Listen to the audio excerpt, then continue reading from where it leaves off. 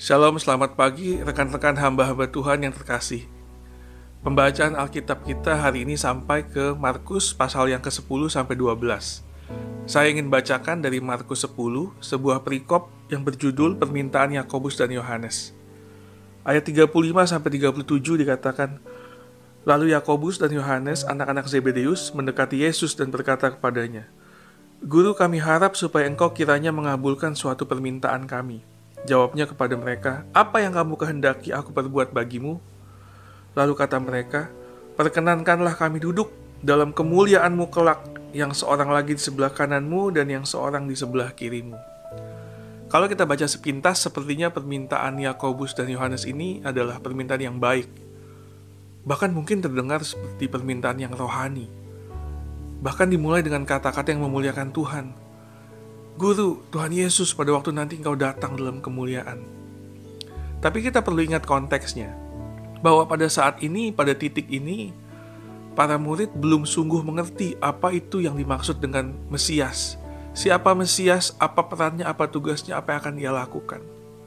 Mereka bahkan belum ngeh bahwa Mesias harus mati dan bangkit dan naik ke surga. Belum sungguh-sungguh ada dalam pikiran mereka, dan Tuhan Yesus masih terus-menerus mengatakan ini kepada mereka. Mereka masih memiliki pola pikir perjanjian lama bahwa Mesias itu adalah seorang pemimpin militer, seorang raja yang akan menjadi kaisar di Israel, yang akan menaklukkan bangsa asing, membebaskan Israel dari penjajahan, yang akan bertahta di bumi saat ini juga. Jadi mereka bukan sedang meminta upah surgawi bahwa mereka akan memiliki posisi di surga nanti. Mereka sedang meminta upah duniawi. Dengan kata lain, pada dasarnya permintaan mereka adalah kedudukan, posisi politik, bahwa Yesus jadi raja di bumi pada saat itu dan mereka pengen jadi orang-orang pentingnya begitu. Saya ingat dulu, waktu saya belum masuk dalam melayani Tuhan sepenuh waktu, saya adalah orang yang sangat ambisius. Dalam dunia karir, saya ingin menjadi yang terbaik, mencapai posisi yang paling tinggi.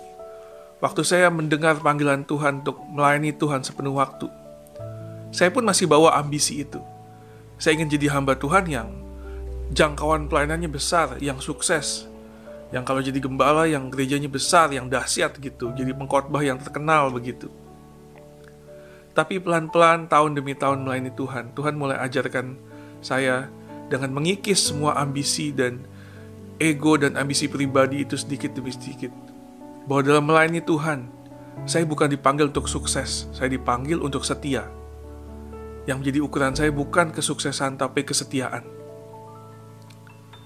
Memang ada suatu hal yang tipis kadang bedanya. Dalam kita melayani Tuhan, tentunya kita perlu punya kerinduan, semangat untuk maju, untuk lebih lagi begitu. Tapi kita perlu bedakan antara semangat dan ambisi pribadi.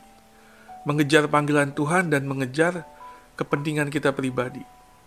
Dalam jawaban Tuhan Yesus kepada Yakobus dan Yohanes, Ia katakan di ayat 43, "Tidaklah demikian di antara kamu. Barang siapa ingin menjadi besar di antara kamu, hendaklah ia menjadi pelayanmu. Dan barang siapa ingin menjadi yang terkemuka di antara kamu, hendaklah ia menjadi hamba untuk semuanya." Saudara, kita dipanggil untuk menjadi hamba, untuk memiliki hati hamba. Bukan berarti kita anti sama kesuksesan, tapi sekali lagi kesuksesan kita diukur bukan menurut standar kedudukan posisi dunia, tetapi menurut ukurannya Tuhan. Kalaupun Tuhan panggil kita dalam posisi yang sepertinya kecil di mata dunia, setia, maka upah kita besar di sorga. Karena tujuan kita sekali lagi bukan untuk mencapai ukuran-ukuran tertentu sesuai dengan apa kata orang, tetapi apa yang Tuhan panggil untuk kita kerjakan, itu yang kita kerjakan. Memiliki hati hamba. Memiliki hati hamba berarti kita mengesampingkan ambisi pribadi kita, mengejar apa yang menjadi panggilan dan tujuan Tuhan. Tuhan Yesus memberkati.